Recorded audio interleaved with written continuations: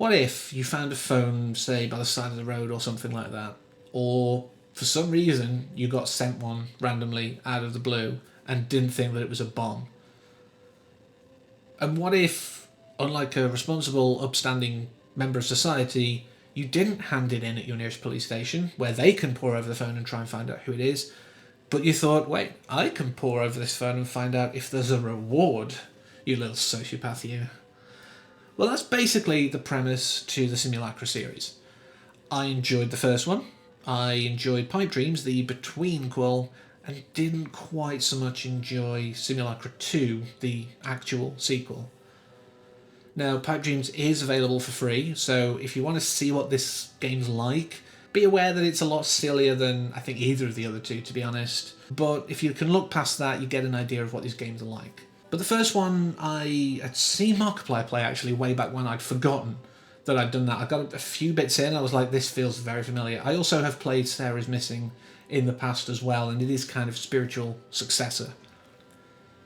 But I enjoyed it for what it was, and I do see through some of the gameplay loops, the mechanics.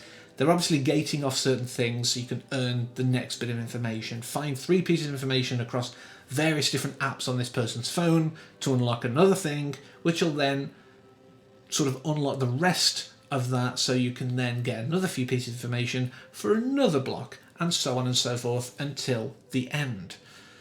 But during this, you are in contact with various people in this person's life, either in a very sort of casual way, like they've just chatted a little bit, or people who know them really well. And one of the things I like is when you've got to pretend to be the person who actually owns the phone. Now, this doesn't exist in Pipe Dreams. You have the phone, it is yours. It's just a friend of yours who's trying to get you to play a game. So that part doesn't really apply.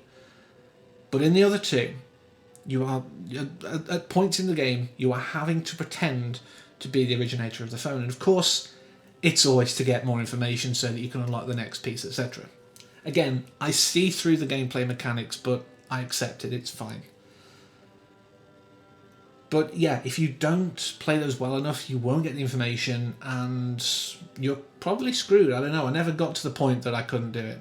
Although there were a few things that I got really stuck on, and I'm not ashamed to admit I looked through walkthroughs, because I'm either too clever or too stupid. I'm not sure which.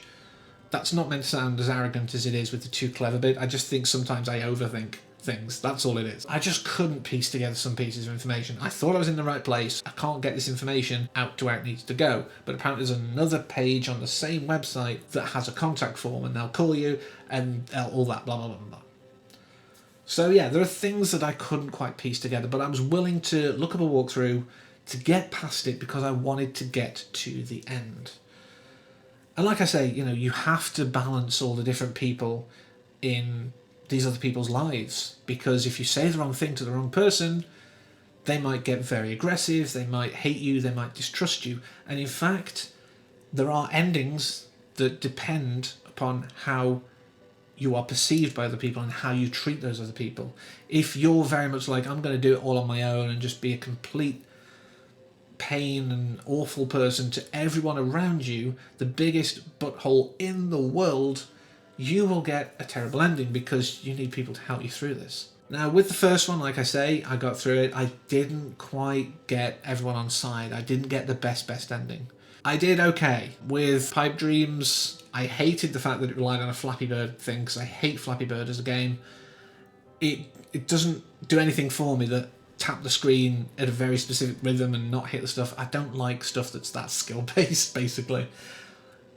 So that kind of turned me off a little, but the fact that you could sell your soul, basically, to get through it, I enjoyed that, and the little ads that play. I watched all of the ads, at least the first time, all the way through, because they were great parodies of actual mobile ads out there, and the fact of how frequently they'd come up was also a great parody as well. I love that.